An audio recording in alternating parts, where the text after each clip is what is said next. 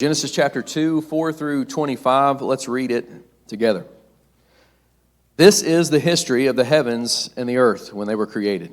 In the day that the Lord God made the heavens and the earth, before any plant of the field was in the earth, and before any herb of the field had grown. For the Lord God had not caused it to rain on the earth, and there was no man to till the ground.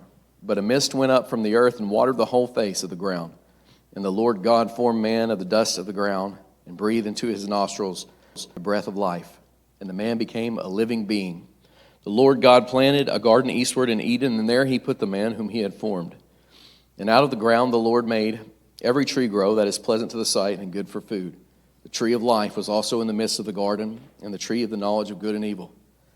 Now a river went out of Eden to water the garden, and from there it parted and became 4 riverheads. The name of the first is Pishon. It is the one which skirts the whole land of Havilah, where there is gold. The gold of that land is good. Bdellium and onyx stones are there.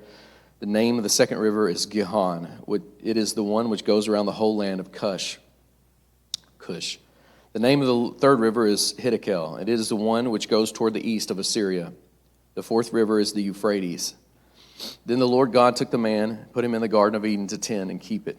And the Lord God commanded the man, saying, Of every tree of the garden you may freely eat, but of the tree of the knowledge of good and evil you shall not eat, for in that day that you eat it, you shall surely die.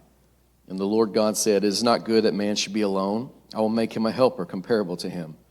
Out of the ground the Lord God formed every beast of the field and every bird of the air, and brought them to Adam to see what he would call them. Whatever Adam called each living creature, that was its name. So Adam gave names to all cattle, to the birds of the air, to the beasts of the field. Before Adam there was not found a helper comparable to him. And the Lord God caused a deep sleep to fall on Adam, and he slept.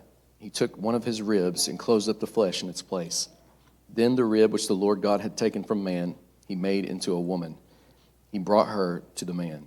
And Adam said, This is now bone of my bone and flesh of my flesh. She shall be called woman, because she was taken out of man. Therefore a man shall leave his father and mother and be joined to his wife, and they shall become one flesh. And they were both naked, the man and his wife, and were not ashamed. The word of the Lord.